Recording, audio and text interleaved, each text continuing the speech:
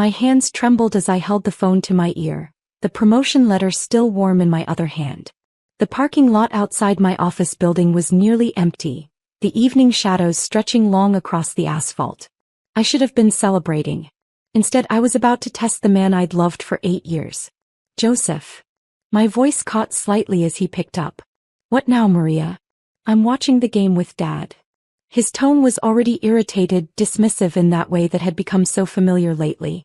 I took a deep breath, folding the promotion letter and sliding it into my purse. I need to tell you something. I got fired today. The silence stretched between us like a chasm. In that moment I held my breath, hoping against hope that my husband would offer comfort, support, anything that resembled love. Instead, his laugh was cold and sharp. That's good for you because you've been acting like you're better and bigger than someone else. But come to think of it, I won't have you become a liability in the house. Get another job. How do you expect me to pay bills and take care of my parents and siblings? The words hit me like physical blows. Each syllable carved deeper into my chest until I couldn't breathe. 8 years of marriage, and this was how little I meant to him. Joseph, Look, Maria, I don't have time for your drama right now. Figure it out. The line went dead. I sat in my car staring at the phone screen, my reflection ghost-like in the black surface. The promotion letter in my purse felt like it weighed 1,000 pounds. Senior Vice President of Operations. A 60% salary increase. Everything I'd worked for. And my husband had just shown me exactly what our marriage was worth. But Joseph didn't know something. He didn't know that I'd been recording our conversations for weeks, documenting every cruel word, every dismissive comment. He didn't know that I'd already spoken to a lawyer. And he certainly didn't know that his reaction to my fake firing had just sealed his fate. As I started my car, one thought burned bright in my mind. If Joseph wanted to see me fail, I'd give him a front row seat to his own destruction instead. My name is Maria Aden, and until 6 months ago I thought I was living the perfect life. I'd built my career from nothing, starting as a junior analyst at Meridian Financial and clawing my way up through 12 years of 18-hour days and weekend sacrifices. My corner office on the 32nd floor overlooked the city skyline, and my salary supported not just Joseph and me but his entire family. That should have been my first red flag. When Joseph and I met in college, he was charming and ambitious. He talked about starting his own business, about being a provider, about building something together. But somewhere along the way, his ambition had curdled into entitlement, and his charm had twisted into manipulation. Maria, you're home late again, Jacqueline, my mother-in-law, called from the kitchen as I walked through the front door of our suburban home. She'd been living with us for 3 years now, ever since Joseph convinced me she needed temporary help after his father's retirement. Sorry, Jacqueline. Big presentation today. I set my briefcase down and loosened my blazer. The house smelled like her cooking, which would have been nice if she'd ever cooked for me. But Jacqueline's meals were always timed perfectly for when I was still at work. Joseph's in the den with his father and Angela, she said, not looking up from the stove. They're discussing Angela's wedding plans. She'll need help with the down payment for the venue. Of course she would. Angela, Joseph's younger sister, had been planning her dream wedding for 2 years now, and somehow every expense had become my responsibility. The engagement party, the bridal shower, the dress shopping trips to New York. My credit cards carried the weight of her fairy tale. I found them huddled around Joseph's laptop in the den, spreadsheets glowing on the screen. Isaac Tony, my father-in-law, looked up when I entered. Maria. Perfect timing. We were just calculating the wedding budget. Angela found this beautiful venue in the mountains, but it's a bit more than we initially planned. How much more? I asked, though I already dreaded the answer. Angela's eyes lit up. Only 15,000 more. It's going to be absolutely perfect, Maria. You should see the photos. 15,000. On top of the 30,000 I'd already committed to. I felt the familiar weight settling on my shoulders, the same weight that had been growing heavier every month for years. We can discuss it later, I said carefully. I need to change out of my work clothes. Actually, Joseph said, finally looking at me, we should talk about your work situation. Dad thinks you might be pushing too hard for that promotion. You know how corporate politics can be. Maybe it's time to consider stepping back, focusing more on family. The words hit me like ice water. I'd been working toward the senior VP position for 3 years. It was everything I'd sacrificed for, everything I'd earned. stepping back. I repeated. Well, you're already providing so well for all of us, Isaac Tony said with a smile that didn't reach his eyes. Maybe it's time to enjoy the fruits of your labor instead of always chasing the next thing. I looked around the room at their faces. Joseph's casual dismissal. Angela's expectant smile. Isaac Tony's patronizing nod. Jacqueline had appeared in the doorway, arms crossed, watching me with calculating eyes. They weren't my family. They were my dependents. And they wanted to keep me exactly where I was. Successful enough to fund their lives, but not so successful that I might realize I deserved better. That night, as I lay in bed next to Joseph, I made a decision. I was going to test them. All of them. I was going to find out exactly what I meant to the people I'd been supporting for years. I just never imagined how completely they would fail that test. Before we continue, please write in the comment which country you are watching this video. We love knowing where our global family is tuning in from. And if this is your first time on this channel, please subscribe. Your support helps us bring even more epic revenge tales of life. Enjoy listening. The promotion meeting was scheduled for Thursday morning. I'd been preparing for weeks, rehearsing my presentation, gathering testimonials from clients, documenting every success I'd achieved for the company. My supervisor, Rebecca Martinez, had already hinted that the position was mine. You've earned this, Maria, she'd said during our last one-on-one. Your revenue numbers speak for themselves. But as I sat in the conference room that Thursday watching the executives review my portfolio, I wasn't thinking about the promotion.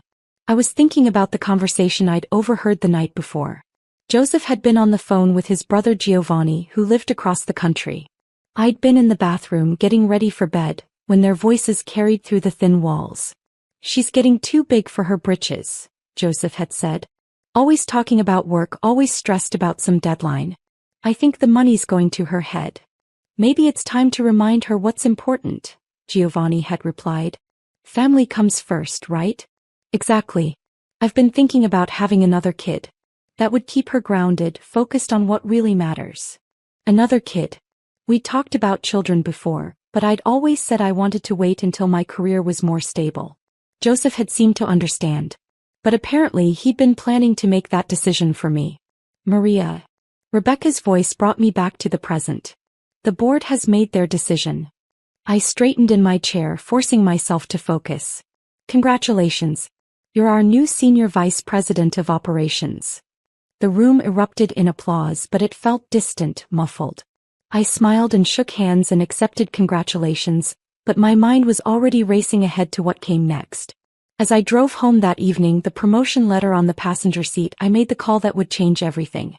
Joseph. I said when he picked up. What now, Maria? I'm watching the game with Dad. His tone was already annoyed, already dismissive. This was my husband, the man who was supposed to love and support me, and he couldn't even be bothered to hide his irritation when I called. I need to tell you something. I got fired today. The silence that followed felt like an eternity. I held my breath, hoping against hope that he would surprise me. That he would ask if I was okay, offer to come pick me up, tell me we'd figure it out together. Dad, he laughed. That's good for you because you've been acting like you're better and bigger than someone else. But come to think of it, I won't have you become a liability in the house. Get another job. How do you expect me to pay bills and take care of my parents and siblings? The words shattered something inside me. Not just my heart but my illusions. Every excuse I'd made for him, every time I'd told myself he was just stressed or tired or going through a rough patch. All of it crumbled in that moment. Joseph, Look, Maria, I don't have time for your drama right now. Figure it out. The line went dead. I sat in my car in the parking lot of a grocery store, staring at my phone. Around me, people went about their normal lives, unaware that mine had just imploded. A mother pushed a cart with a crying toddler. An elderly man helped his wife out of their car. Normal people living normal lives with people who actually cared about them. My phone buzzed with a text from Joseph. Don't come home crying. The family doesn't need to see you like this. That's when I knew. This wasn't just about Joseph. This was about all of them. They saw me as a resource, not a person. A bank account with legs.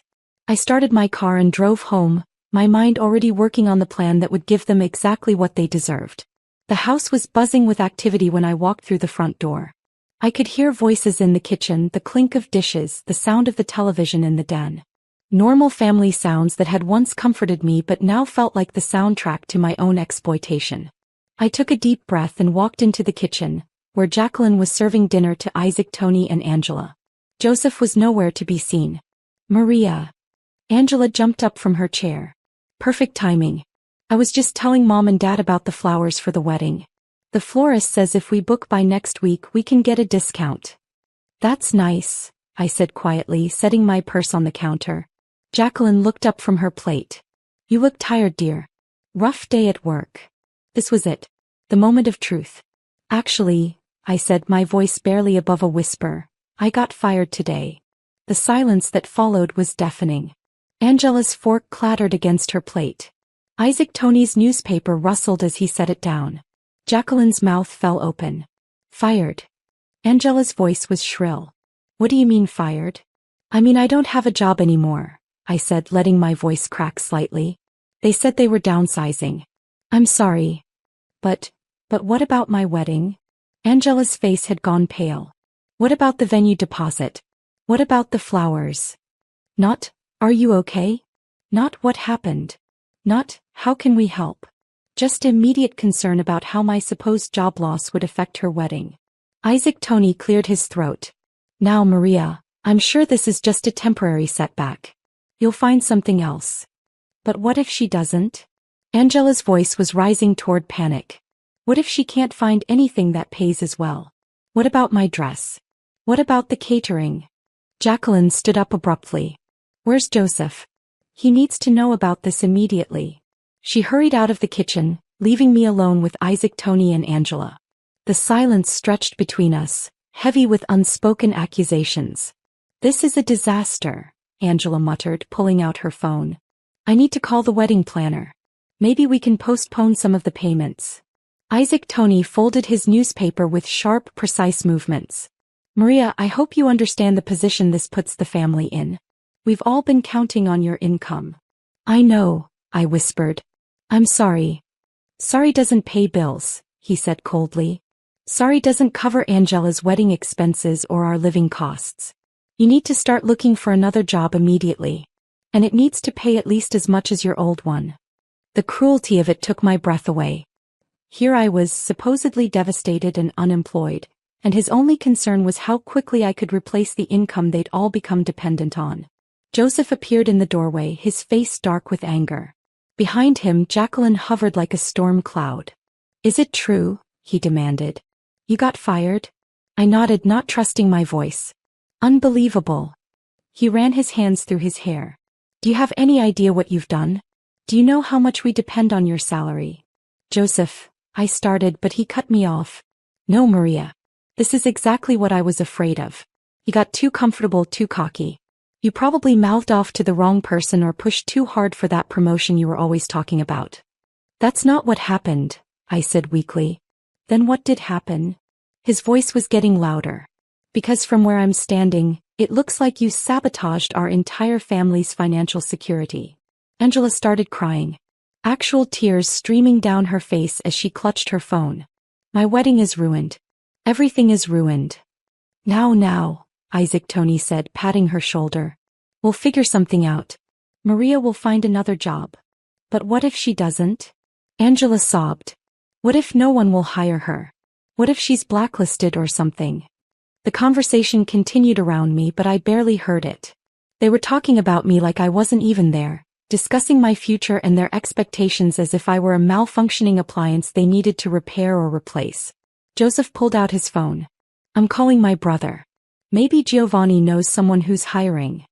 Good idea, Jacqueline said. And Maria should start applying for jobs tonight.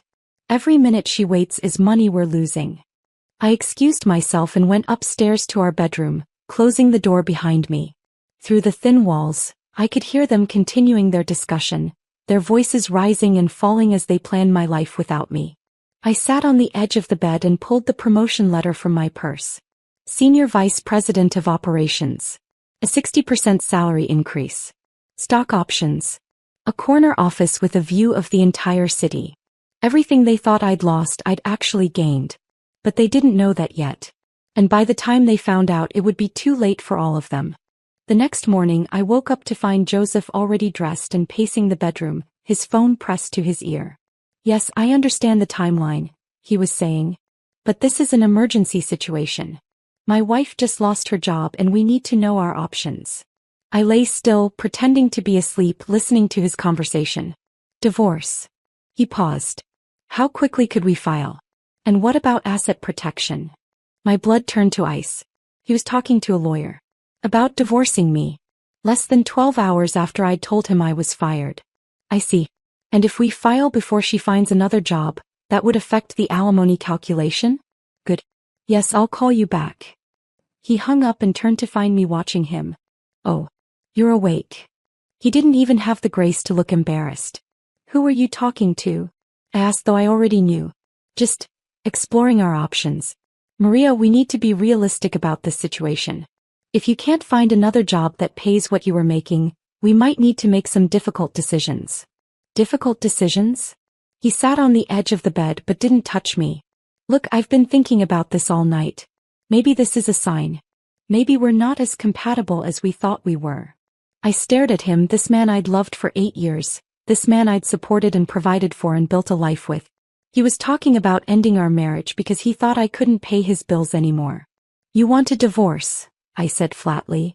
"I want what's best for both of us. And honestly, Maria, you've been different lately. Distant. Always focused on work. Maybe this is an opportunity for both of us to start fresh." The manipulation was breathtaking. He was making my supposed job loss about my character flaws, about our relationship problems, about anything except the fact that he was abandoning me the moment he thought I might become a financial burden. "I see," I said quietly. "I'm glad you understand.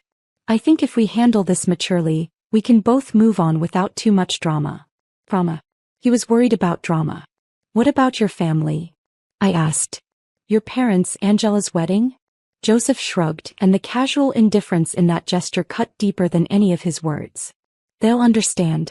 Family comes first, and right now I need to think about my future. I can't be responsible for supporting someone who can't contribute equally to the household. Someone who can't contribute equally." I repeated his words slowly, tasting the bitterness of them. "Joseph, I've been the primary breadwinner for our entire marriage. I've paid for this house, your parents' living expenses, Angela's wedding, your father's medical bills." "That was then," he interrupted. "This is now. And now you're unemployed with no prospects." I sat up in bed, studying his face. There was no remorse there, no sadness about ending our marriage. Just cold calculation. "How long have you been planning this?" I asked. "Planning what?" "The divorce. How long have you been waiting for an excuse?" His jaw tightened. "Don't be dramatic, Maria. This isn't about excuses. It's about reality." But I could see the truth in his eyes. This wasn't a sudden decision born from my supposed job loss. This was something he'd been considering for a while, and my fake firing had just given him the perfect opportunity. "I'll stay in the guest room until we figure out the arrangements," he said, standing up. "I think it's better if we keep some distance while we work through the details." After he left, I sat alone in our bedroom, surrounded by the remnants of a life I'd thought was real.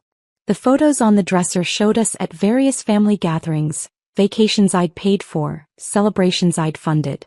In every picture I was smiling, believing I was part of something meaningful. I'd been such a fool. My phone buzzed with a text from Rebecca. "Congratulations again on the promotion. When would you like to schedule the announcement to the team?" I stared at the message, then typed back, "Can we wait a few days? I have some personal matters to handle first." "Of course. Take all the time you need." If only she knew what I was really planning. That evening, Joseph called a family meeting. We gathered in the living room like we had so many times before, but this time the atmosphere was heavy with tension and unspoken accusations. Jacqueline sat in her usual chair, her hands folded primly in her lap. Isaac Tony occupied the recliner, his newspaper abandoned on the side table. Angela perched on the edge of the couch, her eyes red from crying. Joseph stood near the fireplace like he was delivering a corporate presentation. "I've asked everyone here because we need to discuss the situation," he began. "Maria's job loss affects all of us, and we need to make some difficult decisions." "What kind of decisions?" Isaac Tony asked, though his tone suggested he already knew.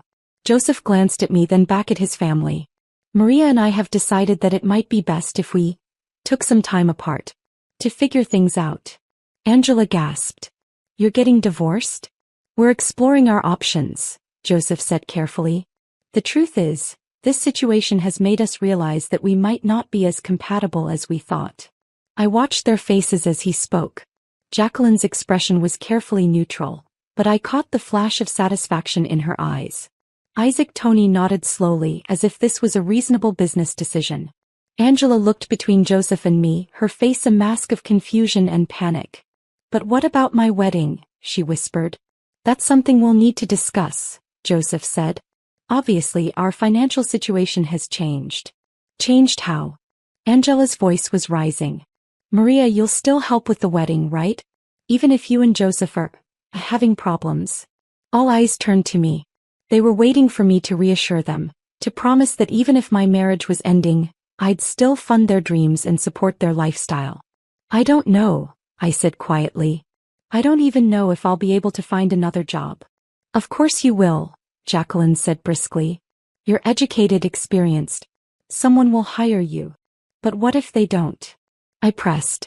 What if I have to take a job that pays less? What if I can't afford to help with the wedding or contribute to household expenses? The silence that followed was deafening. I could see them all doing the math in their heads, calculating how my reduced circumstances would affect their own lives.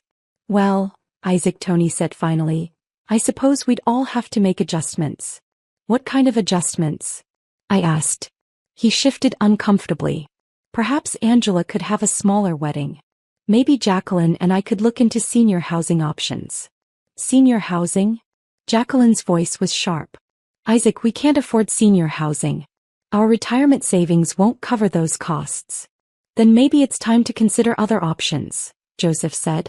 Maybe it's time for everyone to become more self-sufficient. Angela started crying again. This is a nightmare. My whole life is falling apart because Maria couldn't keep her job. Angela, I said softly, I didn't choose to get fired. Didn't you? Joseph's voice was cold. Didn't you choose to be difficult at work? Didn't you choose to push for that promotion instead of being grateful for what you had? The accusation hung in the air like poison. He was rewriting history, making my supposed job loss my fault, my character flaw, my failure. I worked hard, I said. I did everything I was supposed to do. Apparently not hard enough, Jacqueline said with a sniff. I looked around the room at these people I'd called family for 8 years. Not one of them had asked how I was feeling. Not one had offered comfort or support. They were all too busy calculating how my misfortune would affect their own lives. I think, I said slowly, that maybe Joseph is right. Maybe we do need to make some changes. What do you mean? Angela asked. I mean, maybe it's time for everyone to take responsibility for their own lives. Maybe it's time for me to stop enabling all of you. The temperature in the room seemed to drop 10 degrees. Enabling. Isaac Tony's voice was dangerous. Maria, I think you're being a bit dramatic. Am I? When was the last time any of you contributed to this household? When was the last time you paid for your own expenses? We contribute in other ways, Jacqueline said stiffly. I cook, I clean. You cook for everyone except me. You clean around my work schedule. And you've never paid a single bill. Maria, Joseph's voice was warning. You're upset. You're not thinking clearly. I'm thinking more clearly than I have in years. I stood up, looking down at all of them. You want to know the truth? I'm glad this happened. I'm glad I lost my job because it's shown me exactly what you all think of me. What we think of you. Angela's voice was shrill. We think you're family. No, I said quietly. You think I'm a bank account. And now that you think the account is empty, you're all ready to throw me away. I walked toward the stairs, then turned back. Joseph, you can have your divorce.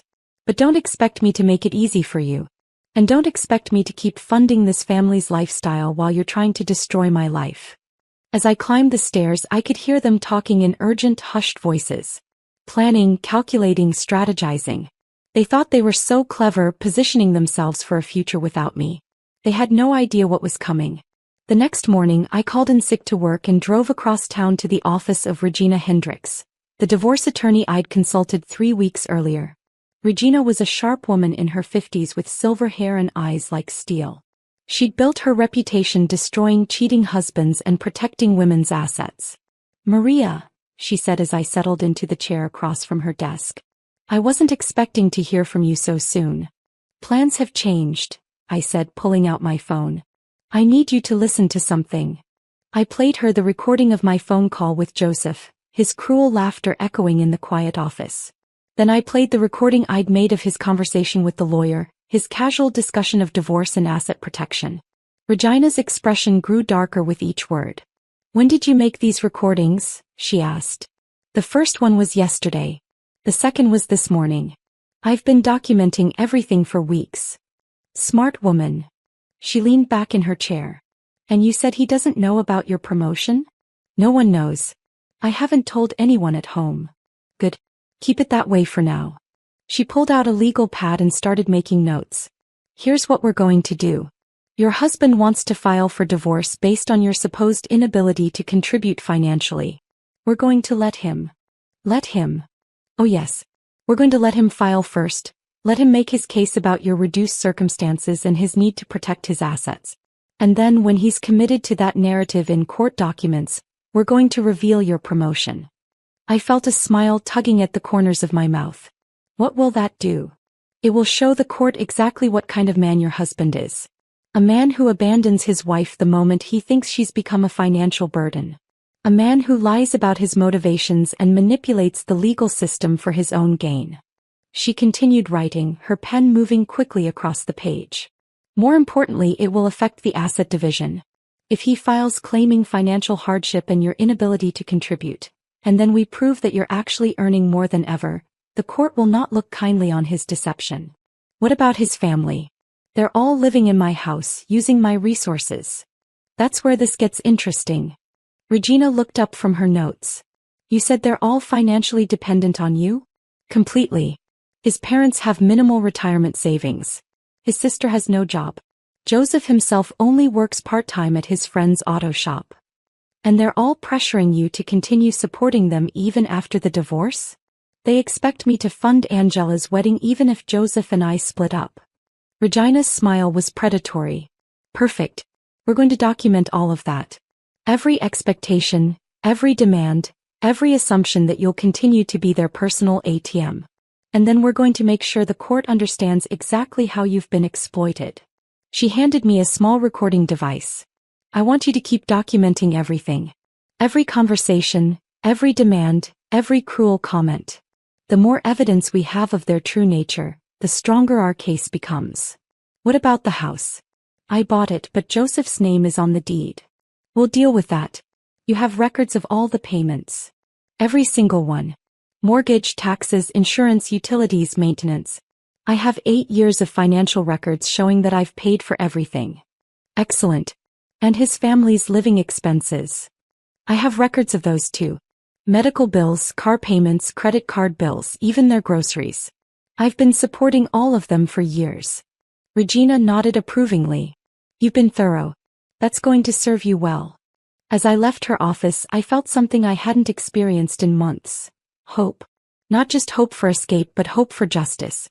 Joseph and his family thought they could discard me the moment I became inconvenient. They were about to learn how wrong they were. Over the next few days, I threw myself into the role of the devastated, unemployed wife.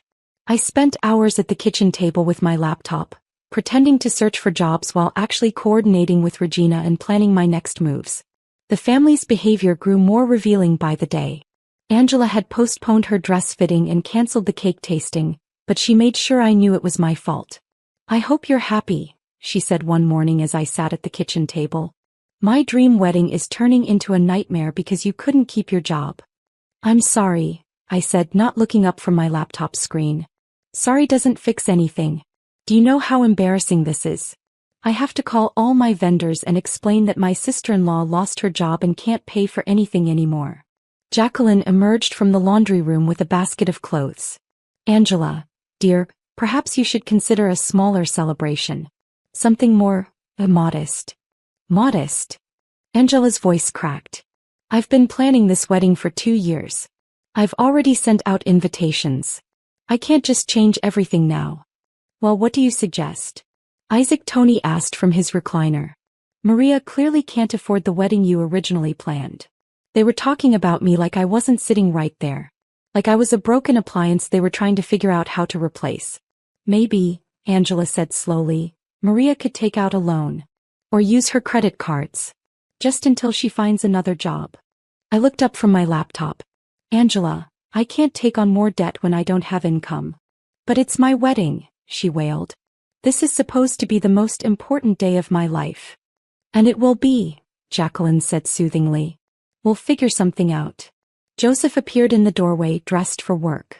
His part-time job at the auto shop barely covered his personal expenses, but he acted like he was the family's financial savior. Any luck with the job search? He asked, his tone suggesting he already knew the answer. A few possibilities, I lied. But nothing concrete yet. Well, you need to try harder. I can't support this entire household on my salary. The irony was staggering. Joseph's salary wouldn't cover the utilities bill, let alone support anyone. But he was already positioning himself as the responsible one, the one who would have to carry the burden I was supposedly abandoning. I'm doing my best, I said quietly. Your best wasn't good enough to keep your job, he replied coldly. Maybe it's time to lower your standards. Take whatever you can get. After he left for work, I continued my performance, making fake phone calls to imaginary employers while the family discussed my future around me. She's going to have to take a significant pay cut, Isaac Toney said to Jacqueline. No one's going to pay her what she was making before, not after being fired. Then we'll all have to make sacrifices, Jacqueline replied. Though I don't know how much more we can cut back. They weren't cutting back on anything. They were planning to maintain their lifestyle while I scrambled to rebuild my career from nothing. The entitlement was breathtaking. That afternoon, Angela cornered me in the kitchen while I was making lunch. Maria, I need to ask you something and I need you to be honest. Okay. How much money do you have saved? In your personal accounts, I mean. I stared at her. Why? Because I'm wondering if you could use your savings to cover the wedding expenses. Just temporarily until you get back on your feet. Angela, I need my savings for living expenses. I don't know how long it will take me to find another job. But this is my wedding, she said as if that explained everything. This is a once-in-a-lifetime event. You can rebuild your savings later. And if I can't find a job that pays well? What if I need that money to survive? Her face hardened. You're being selfish, Maria. This family has always supported you and now when we need your help, you're thinking only about yourself. The accusation was so absurd I almost laughed. This family had never supported me. I had supported them financially and emotionally for 8 years. And now that they thought I couldn't anymore, they were calling me selfish for not bankrupting myself for Angela's wedding. I'll think about it, I said just to end the conversation. Don't think too long, she warned. I need to give the vendors an answer soon, or I'll lose all my deposits. That evening I sat in my car in the parking lot of a coffee shop, talking to Regina on the phone. They want me to use my savings to pay for the wedding, I told her. Perfect. Are you recording these conversations? Every single one. Good. The more evidence we have of their financial exploitation, the stronger our case becomes. How's Joseph handling the divorce proceedings? He filed yesterday. His lawyer is pushing for a quick settlement, claiming financial hardship.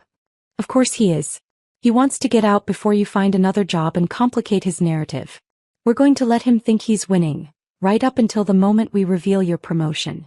When will that be? Soon. I want to wait until he's fully committed to his story in court. Let him dig his own grave a little deeper. As I drove home, I thought about the conversation I'd overheard that morning between Joseph and his father.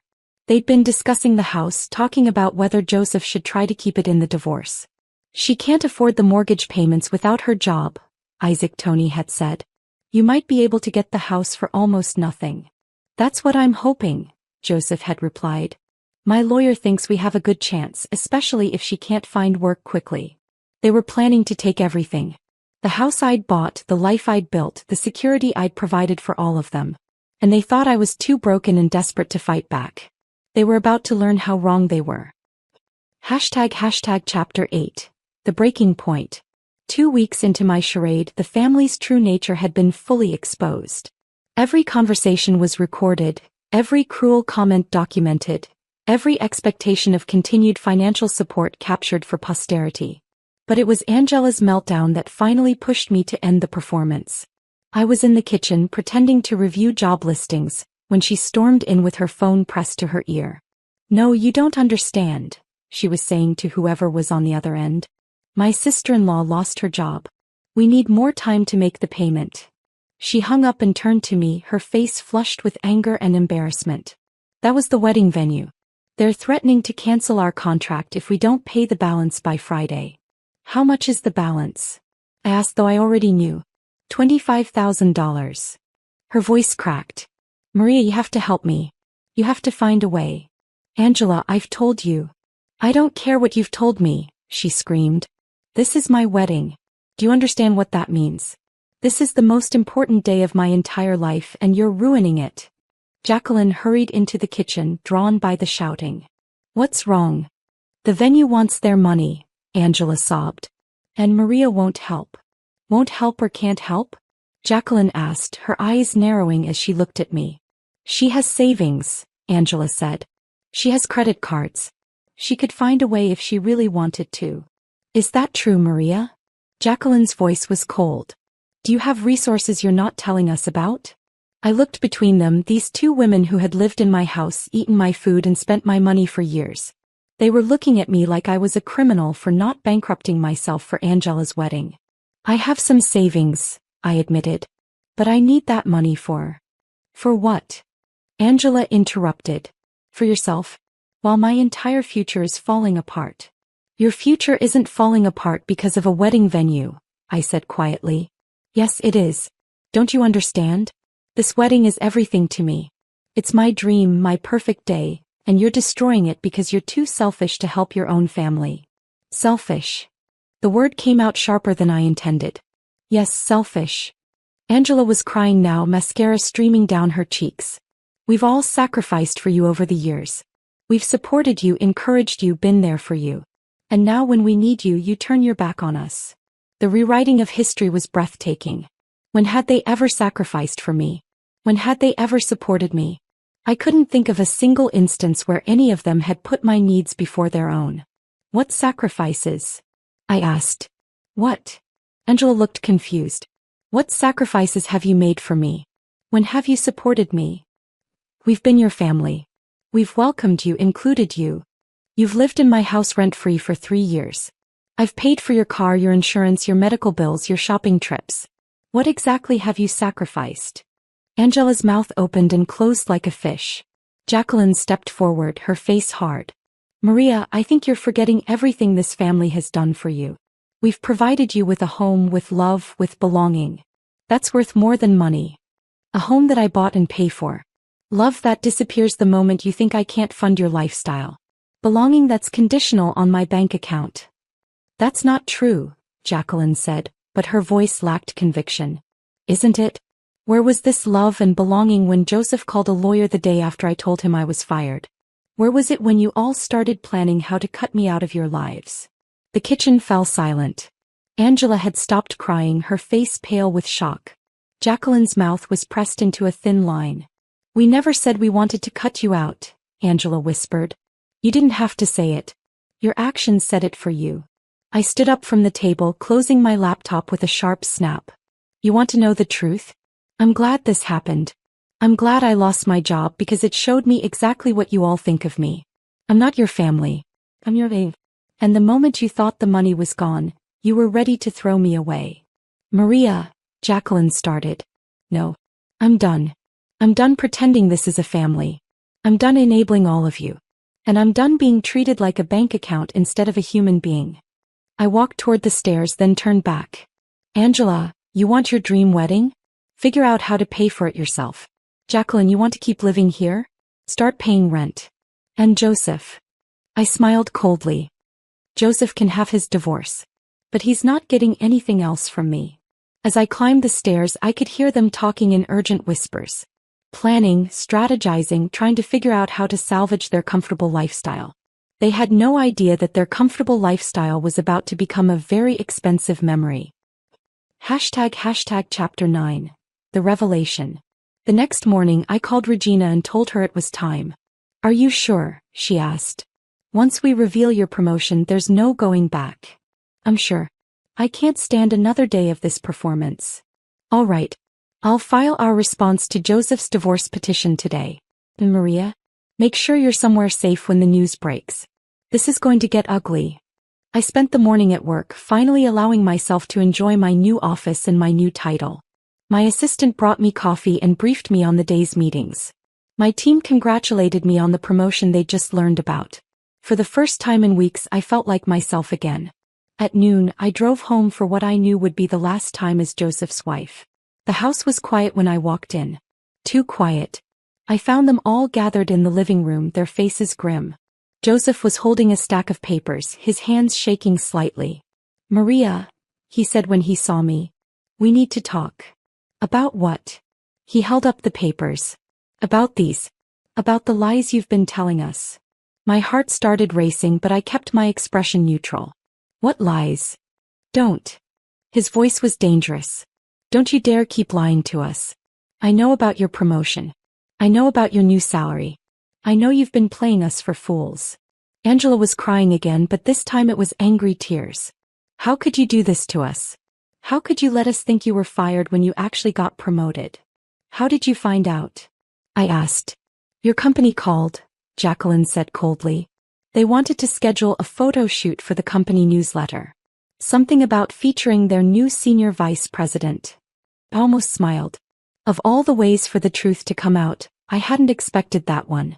So it's true. Isaac Tony's voice was barely controlled rage. You've been lying to us this entire time? Yes, I said simply. The admission hung in the air like a bomb. Angela's crying got louder. Joseph crumpled the papers in his fist. Why? He demanded. Why would you do something so cruel? Cruel. I laughed, and the sound was bitter even to my own ears. You want to talk about cruel? Let's talk about your reaction when you thought I was fired. Let's talk about how quickly you called a divorce lawyer. Let's talk about how none of you cared about my feelings, only about how my supposed job loss would affect your bank accounts. That's not, Angela started. That's exactly what happened. I tested you, all of you. I wanted to see what you'd do if you thought I couldn't support you anymore. And you all failed spectacularly. Joseph's face was red with anger. You manipulated us. You made us think. I made you show your true colors. And your true colors are ugly, Joseph. All of yours are. We're your family. Angela screamed. How could you test your own family? You're not my family. Family doesn't abandon each other the moment things get difficult. Family doesn't calculate the financial value of love. Family doesn't call divorce lawyers when their spouse loses a job. I pulled out my phone and played the recording of Joseph's conversation with his lawyer. His voice filled the room, cold and calculating as he discussed asset protection and alimony calculations. The silence that followed was deafening. You recorded me? Joseph's voice was barely a whisper. I recorded all of you. Every cruel comment, every selfish demand, every moment when you showed me exactly what I meant to you. Jacqueline stood up abruptly. This is unconseen. You've been manipulating us, lying to us. I've been documenting you. There's a difference. Documenting us for what? Isaac Tony asked. For the divorce proceedings. For the court case where Joseph is claiming financial hardship and my inability to contribute to the household. For the moment when the judge hears exactly what kind of people you all are. Joseph's face went white. You can't use those recordings in court. Actually, I can. I checked with my lawyer. As long as I'm a party to the conversation, I can record it. And I was a party to every single one. Angela was hyperventilating now, her breath coming in short gasps. This is insane. You're insane. We love you, Maria. We've always loved you. No, you haven't. You've loved my money. You've loved my willingness to support all of you without asking for anything in return. But you've never loved me. I walked to the stairs, then turned back one last time. Joseph, you wanted a divorce? You'll get one. But you won't get the house, you won't get alimony, and you won't get a penny of my money. Your family can find somewhere else to live, Angela can pay for her own wedding, and you can all learn what it's like to support yourselves for once. Maria, wait, Joseph started toward me. Don't you dare try to apologize now. Don't try to tell me you love me or that this was all a misunderstanding. I heard your true feelings loud and clear. All of you did. I climbed the stairs to pack my things, leaving them in the living room to contemplate the wreckage of their comfortable lives. Behind me, I could hear Angela sobbing and Joseph cursing. Jacqueline was trying to calm everyone down, but her voice was shaky with panic. They were finally understanding what they'd lost. Not just my money but their entire way of life. And it was too late to get any of it back. I moved out that afternoon, taking only my personal belongings and leaving behind 8 years of shared memories that now felt like lies. I'd already arranged to stay in a corporate apartment until I could find a permanent place. The calls started within hours. First Joseph, his voice desperate and pleading. "Maria, please. We need to talk. This is all a misunderstanding." Then Angela, crying so hard I could barely understand her. "Please don't do this to me. Please don't ruin my wedding. I'm sorry, okay? I'm sorry for everything." Jacqueline left a voicemail that was equal parts apology and accusation. "Maria, dear, I think we all said things we didn't mean.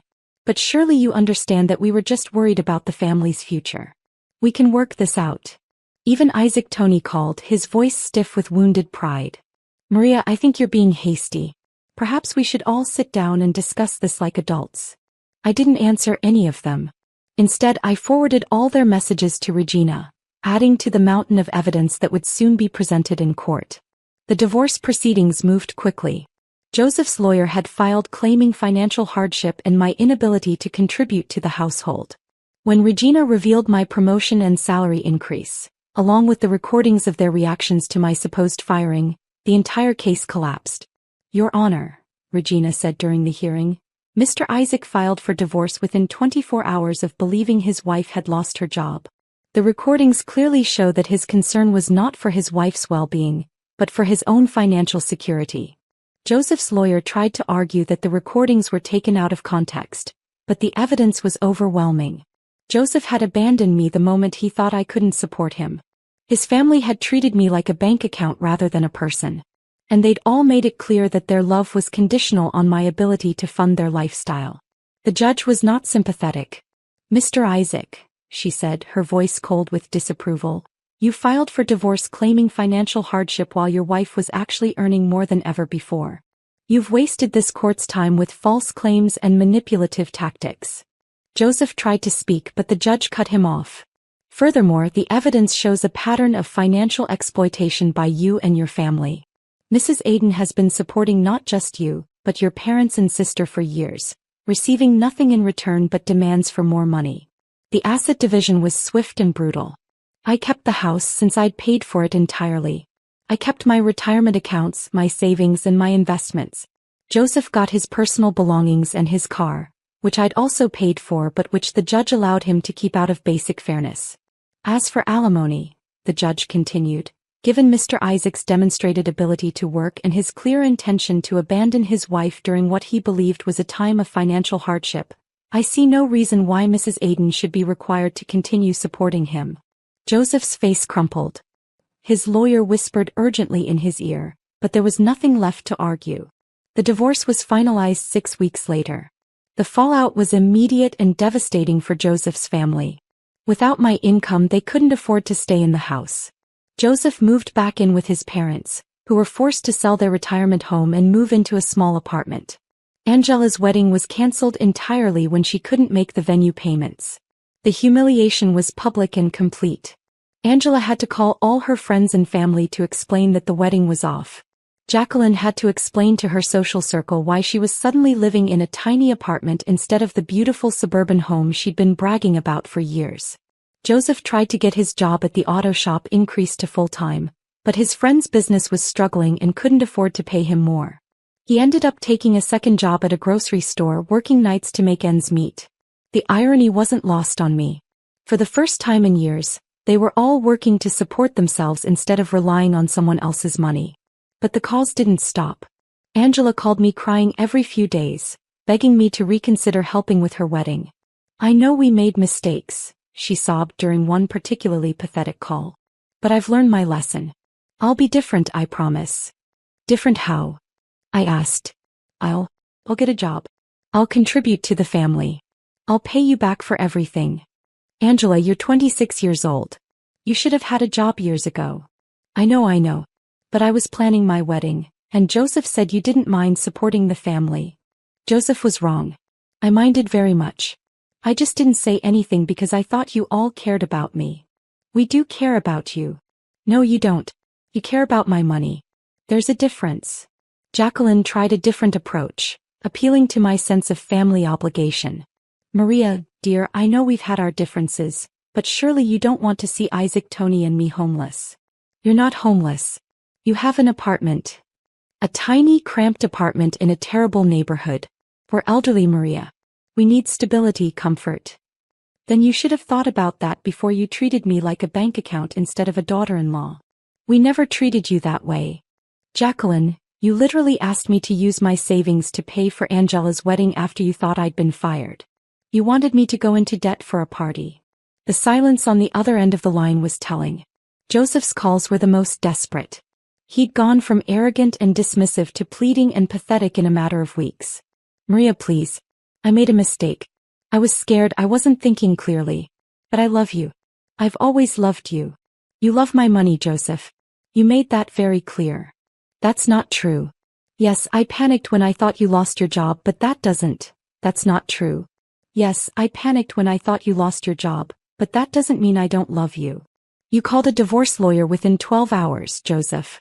You discussed asset protection and alimony calculations. That's not panic, that's calculation. I was trying to protect both of us. You were trying to protect yourself. From me. From the possibility that I might become a burden instead of a benefit. His voice cracked. Maria, please. I know I messed up, but we can fix this. We can go to counseling, we can work through this. There's nothing to work through. You showed me who you really are and I believe you. But the promotion, the money, we could have everything we ever wanted now. We could travel, buy a bigger house, start a family.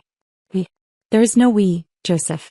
You made sure of that when you abandoned me the moment you thought I couldn't pay your bills anymore. The most pathetic call came from Isaac Tony, who tried to appeal to my business sense. Maria, I've been thinking about your situation, and I believe we can come to a mutually beneficial arrangement. What kind of arrangement? Well, you're a successful businesswoman now. You understand investments, returns on capital. Think of supporting the family as an investment in your future security. I almost laughed. My future security? Yes. When Jacqueline and I pass away, you'll inherit everything. The family jewelry, our savings, our life insurance policies. And Angela will always be grateful for your help with her wedding. You'll have a family who loves and appreciates you. Isaac, your everything wouldn't cover a month of my mortgage payments. Your life insurance policies are minimal. And Angela's gratitude lasts exactly as long as my willingness to write checks. But family is about more than money. You're absolutely right.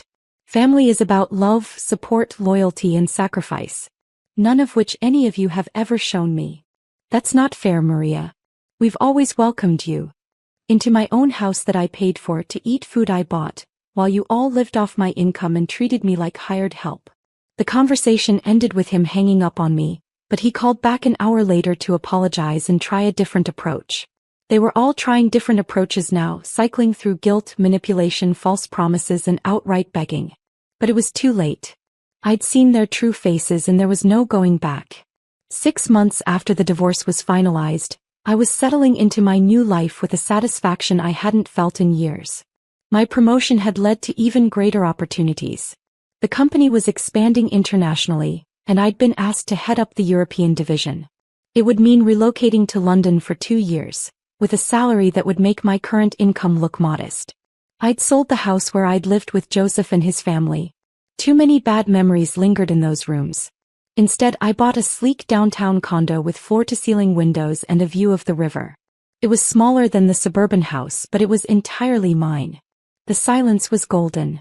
No one demanding money for weddings or medical bills or car payments. No one treating my success like their personal lottery win. No one making me feel guilty for working hard and earning my own way. I'd started dating again cautiously. A colleague had introduced me to Giovanni, a fellow executive who understood the demands of a high-powered career. He was divorced too, with his own hard-won wisdom about relationships and red flags. The thing about being financially independent, he said over dinner one evening, is that you never have to wonder if someone loves you for your money. When you can take care of yourself, You're free to choose relationships based on actual compatibility. It was a revelation I wished I'd had years earlier. The calls from Joseph's family had finally stopped, mostly because I'd changed my number and blocked them on social media. But occasionally news filtered back to me through mutual acquaintances.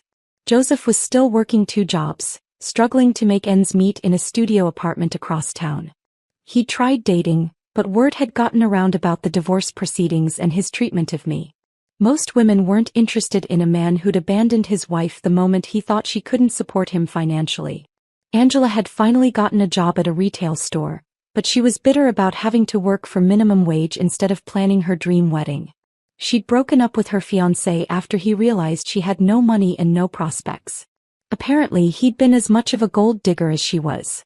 Jacqueline and Isaac Tony were struggling in their small apartment. Isaac Tony's health was declining, and they couldn't afford the medical care he needed.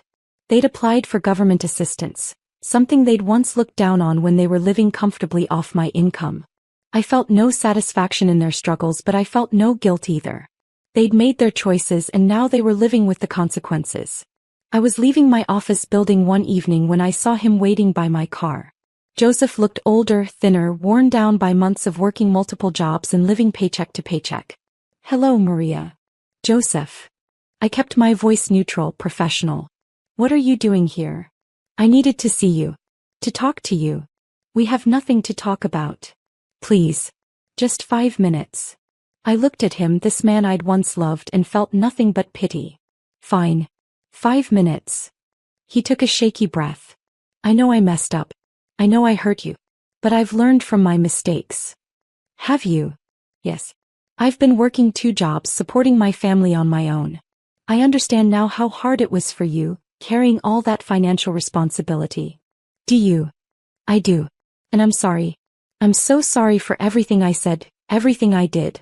I was scared and stupid and I took you for granted." I studied his face, looking for any sign of genuine understanding. "What exactly are you sorry for, Joseph?" For not appreciating you. For taking your money for granted. For calling the lawyer so quickly. "You're sorry for taking my money for granted?" "Yes. I should have been more grateful." "Stop." I held up my hand. "You still don't get it, do you?" "What do you mean?" "You think this is about money. You think I'm angry because you took my financial support for granted. But that's not what this is about at all." He looked confused. "Then what?" "This is about love, Joseph. This is about the fact that when you thought I was at my lowest point, when you thought I was devastated and unemployed and needed your support, you abandoned me. You didn't offer comfort or encouragement or partnership. You offered divorce papers. But I was scared. So was I. I was supposedly fired from my job, facing financial ruin, and instead of having a husband who would stand by me and help me figure it out, I had a husband who saw me as a liability to be discarded." The words hung between us in the evening air. Around us, other people were leaving their offices, heading home to families who actually loved them. "I would never do that again," he said quietly. "You're right. You won't. Because you'll never have the opportunity. Maria, please. I know I don't deserve another chance, but you don't. And more importantly, I don't want to give you one. But we were good together. We had 8 years.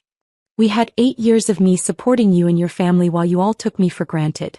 8 years of me believing I was part of a family when I was really just a bank account with feelings. That's not true. It is true. And the proof is in how quickly you all turned on me the moment you thought the money was gone." Joseph's shoulders sagged. "What can I do? How can I make this right?" "You can't. Some things can't be fixed, Joseph. Some betrayals are too deep, too fundamental. You showed me that your love was conditional and I can never trust you again. So that's it. 8 years of marriage and you're just throwing it all away." "I'm not throwing anything away. You already threw it away when you chose money over love, convenience over commitment." I walked toward my car, then turned back. "Joseph, I hope you learn from this. I hope you become a better person, a better partner for whoever comes next. But that person won't be me." As I drove away, I saw him in my rearview mirror, standing alone in the parking lot. He looked lost, broken, finally understanding what he'd given up. But it was too late for understanding. Too late for apologies. Too late for second chances. I had a new life to build, and it didn't include anyone who saw me as a bank account instead of a human being. I'm writing this from my office in London, where I've been heading the European division for 18 months now. The view from my window shows the Thames winding through the city, and I never get tired of watching the boats navigate the ancient river. Giovanni and I are engaged now, planning a small wedding next spring. He proposed during a weekend in Paris, and when I said yes, his first concern was whether I was happy, not how much the wedding would cost or what it would mean for his financial future. It's amazing how different love feels when it's genuine. I received a letter last month from Angela. She tracked down my London address somehow, probably through my former company. The letter was full of apologies and updates about the family's struggles. Isaac Tony had passed away from a heart attack, and they couldn't afford a proper funeral. Jacqueline was in a nursing home, her care paid for by Medicaid. Joseph was still working multiple jobs, still single, still struggling. Angela was married now to a man she'd met at her retail job. They'd had a courthouse wedding with no reception, no flowers, no dream venue. She was pregnant with their first child and worried about how they'd afford childcare. The letter ended with a plea for reconciliation. "I know we hurt you," she wrote, "but we're family. Surely that means something. Surely you can find it in your heart to forgive us." I read the letter twice, then filed it away without responding. Family does mean something. It means love without conditions, support without calculations, loyalty that doesn't depend on bank account balances. It means standing by each other during the hard times, not just the profitable ones. Joseph and his family had taught me what family wasn't. Giovanni and the life we're building together are teaching me what it could be. Sometimes I think about the woman I was 2 years ago, working 18-hour days to support people who saw her as a resource rather than a person. I feel sorry for her, but I'm also grateful to her. Her sacrifice, her pain, her willingness to test the people she loved. All of it led me to this moment. I'm successful beyond my wildest dreams, in love with a man who values me for who I am rather than what I can provide, and free from the burden of supporting people who never appreciated the gift they'd been given. The test I gave Joseph and his family revealed their true nature. But it also revealed mine. I learned that I'm stronger than I thought, braver than I believed, and worthy of love that doesn't come with a price tag. That's a lesson worth every moment of pain it took to learn.